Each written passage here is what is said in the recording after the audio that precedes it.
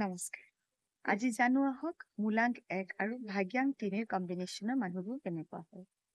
মূলাংক 1 আৰু ভাগ্যাংক 3 কম্বিনেশ্যন যাৰ থাকে তেওঁলোক বহুতে ষ্ট্ৰং হয়, কাৰণ মূলাংক 1টো সূৰ্যক ৰিপ্ৰেজেণ্ট কৰে আৰু 3টো হ'ল জুপিটাৰক ৰিপ্ৰেজেণ্ট কৰে, যিটো ৰজা আৰু গুৰুৰ কম্বিনেশ্যন হয়।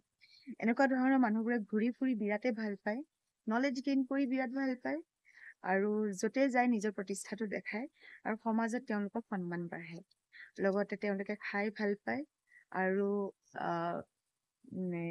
গুৰু হিচাপে নিজকে প্ৰতিষ্ঠা কৰিব বিচাৰে আৰু য'তেই যায় নিজৰ নলেজটো দেখুৱাই ফুৰে।